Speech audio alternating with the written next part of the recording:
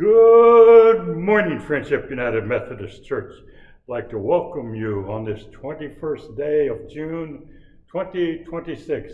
Happy Father's Day. What do daddies do? And this is something I want to have fun with this morning. And how many of you like cartoons? And I like to read them, and Calvin and Hobbes, it's right up there with Charlie Brown with me, Snoopy. But 6-year-old Calvin is talking to his stuffed tiger Hobbes, and Calvin says, here's a box of crayons, and I need some illustrations for a story I'm writing. You can draw anything you want besides tigers, Hobbes, okay? Hobbes said, sure, I can draw anything. Leopards, pumas, ocelots, you name it. A little time passes, and we find Calvin in bed with his stuffed tiger, ready to be tucked in by his father. And Calvin, here, Dad, I read this story tonight, and I wrote it, and Hobbes illustrated it. And Dad, okay. And it was, he began to read. The dad who lived to regret being mean to his kid. He didn't really want to keep on reading. And Hobbes says, why are you pausing, Dad? Keep reading. Dad begins reading. Barney's dad was really bad. So Barney hatched a plan. When his dad said, eat your peas, Barney shouted, no, and he ran. Barney tricked his mean old dad and locked him into the cellar. His mom never found out where he was gone, because Barney didn't tell her. And there his dad spent his life eating mice and gruel. Come on in. With every bite for 50 years, he was sorry he had been cruel. The end. And Calvin, you know how a lot of stories have morals to them, Dad? And Dad says, yeah, I get it. What are the primary tasks of being a father? Have you ever thought about that? What are the primary tasks of being a father? And how should they be performed? Fathers protect, teach, model, instill values, empower, or disempower, and are a child's point of contact with the wider world. In particular, a father is essential for the development of his children's sense of values. In simplest terms, no dad, no conscience. Dad provides leadership by example and encouragement. The key words to repeat are example and encouragement. A child sees as possible what dad says is possible. And what the child sees as possible, what dad says is possible. And the child sees that possible in his dad's life. And later in life, the same child will realize that dad's word is not the only word or necessarily the final word. So taming the barbarians, dad and discipline. Calvin, Dad, your polls took a big dive this week. Your overall dad performance rating was especially low, and he hands the clipboard to Dad to see. Right about yesterday, your popularity went down the tubes, Dad. And Dad begins to protest. And Calvin, you didn't get dessert yesterday because you flooded the house. And Calvin stomps away and replies, I'd suggest a new line of work for you, Dad. Dads not only empower, they set limits. And when the limits are transgressed, it is Dad's job to discipline the wayward. And in the words of Dr. Albert Siegel, a professor of psychology at Stanford University, when it comes to rearing children, every society is only 20 years away from barbarism.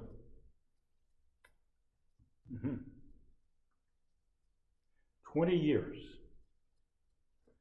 20 years is all we have to accomplish the task of civilizing the infants who are born into our midst each year.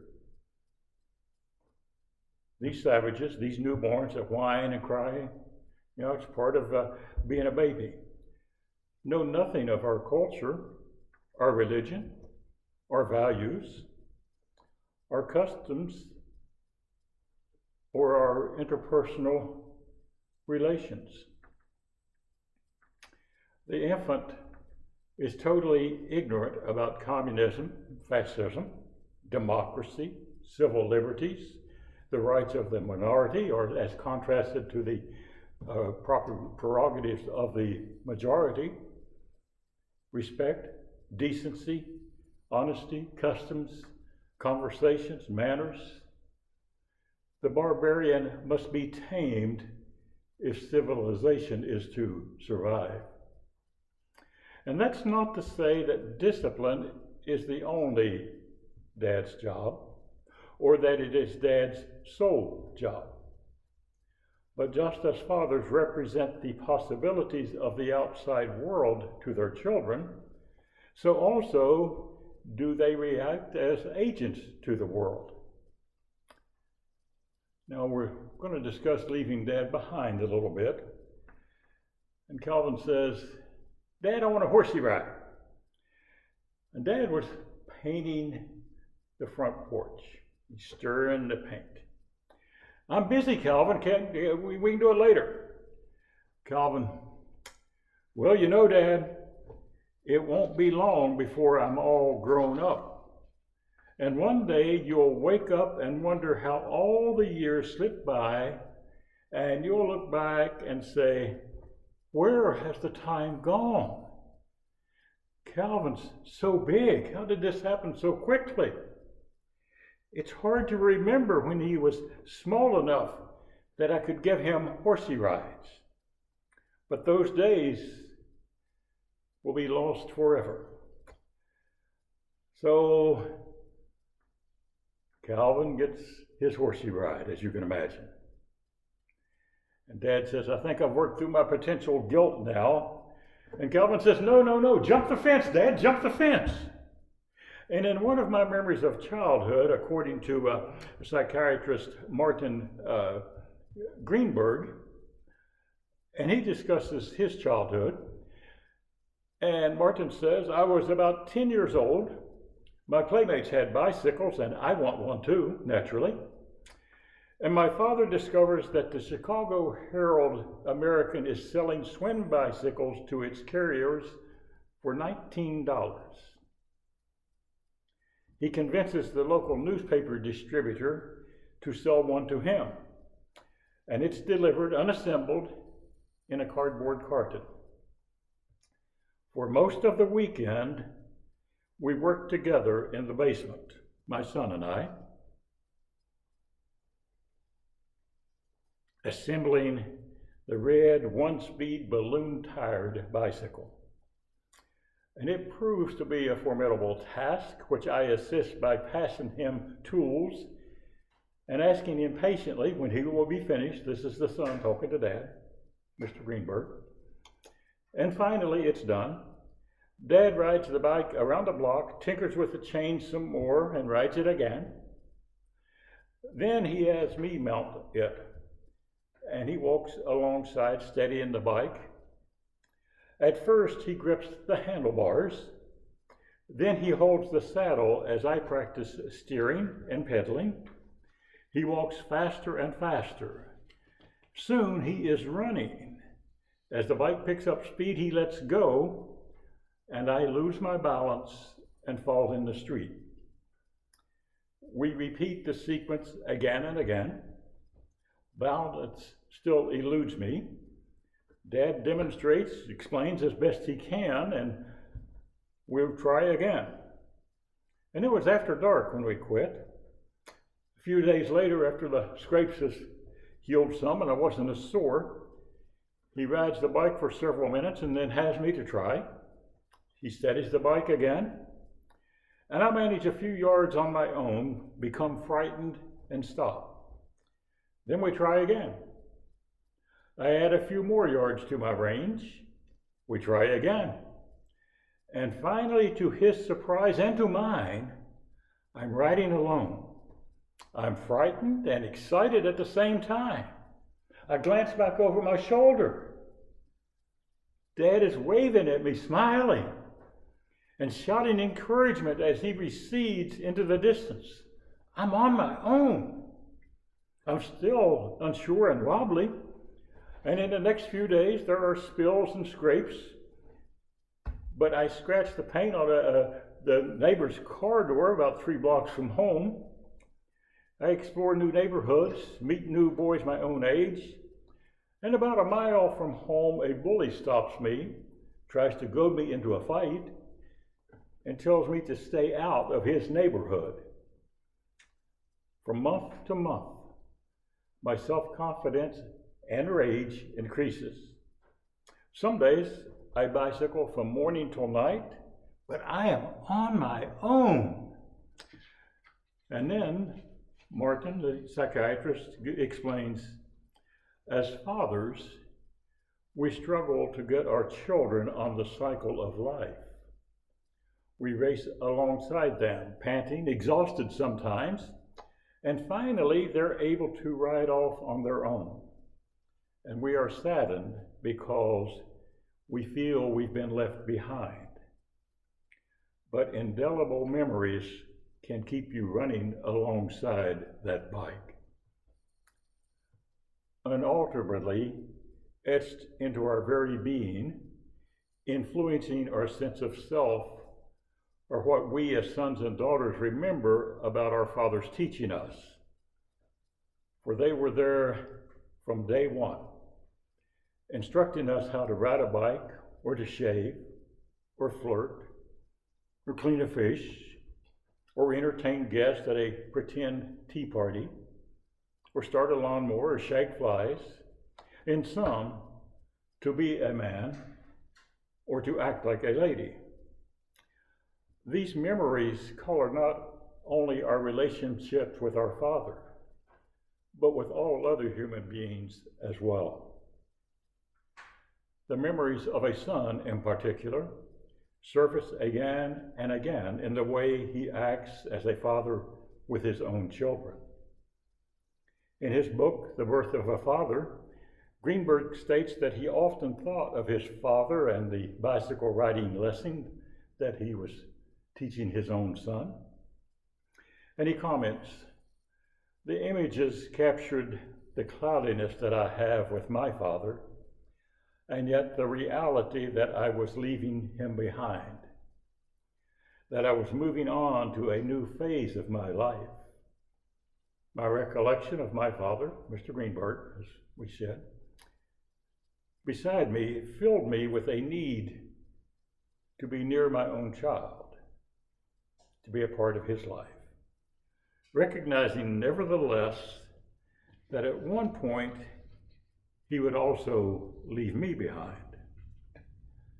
Dad is our teacher and role model.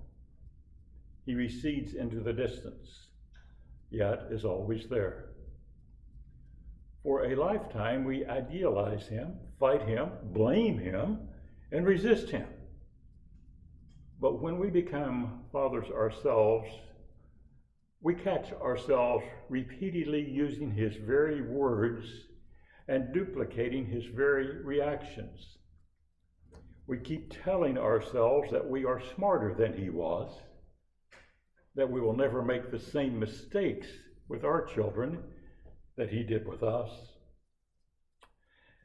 Consciously and unconsciously, we are asserting, look, Dad, I'm on my own now. But we never truly are. Oh, let's turn the page, and Dad's in the chair drinking coffee and reading the newspaper. And Calvin, how come you're home so early, Dad? Why aren't you at work? Dad, I took the day off. You what? Dad? Man, Dad, you can't take the day off. You have to get paid so we can have things. I took the day off. Dad, can I have a look at the classified section? And Dad says, well, as soon as I read it, Calvin, no problem. Gosh, Dad, I'd sure like to borrow that section right this minute. Why don't you read the editorials? Okay, Calvin. And he begins to read the editorials. New Dad wanted. Frequent traveler preferred. Liberal views on discipline a must. Ask for Calvin during normal working hours. Oh my goodness, that Calvin is something else. One quiet Sunday afternoon, Dad is sitting on the patio reading, and Calvin walks by covered with mud.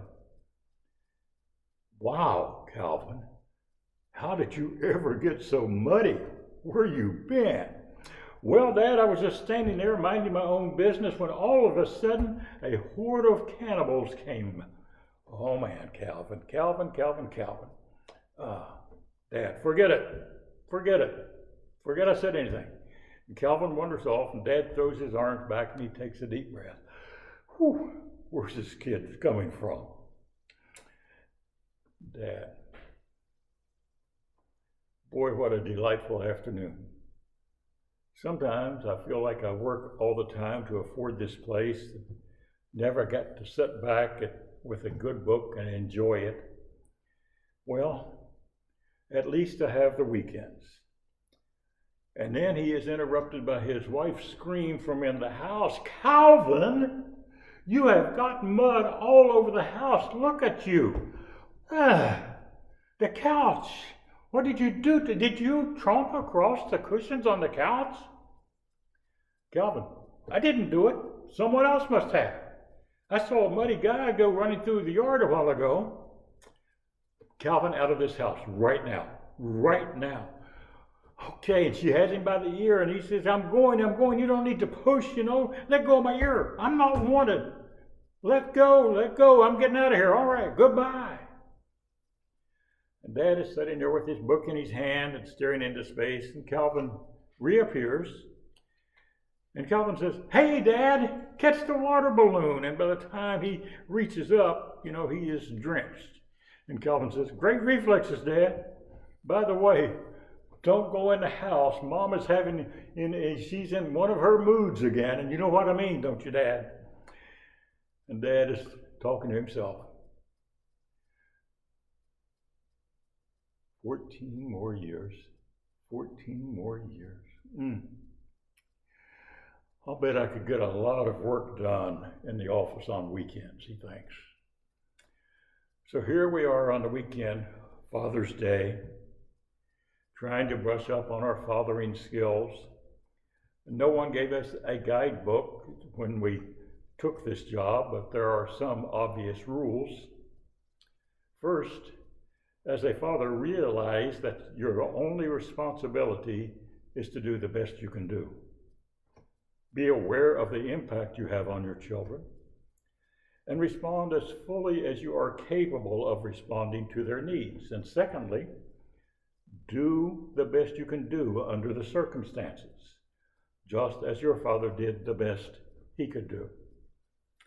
And third, do whatever you do for your children because it gives you pleasure to do it, not because you have to or because it's good for them and expect nothing in return. Fourth, accept responsibility for your own happiness and stop expecting Mom, Dad, your spouse, or your kids to do it for you. Fifth, Start now to make positive contributions to your children's memory of their childhood. You cannot guarantee that their memories will not accentuate the negative while ignoring the positive, but you can create a basis today for being remembered as a great father tomorrow. It's all in the execution. Time and focus are all that separate a good father from a rotten father. There's no such thing as a few minutes of quality time. Quality means attention, dedication, commitment, talent, and above all, ample time. Great fathering requires three things: being there, being aware, and being real. Everything else is dessert.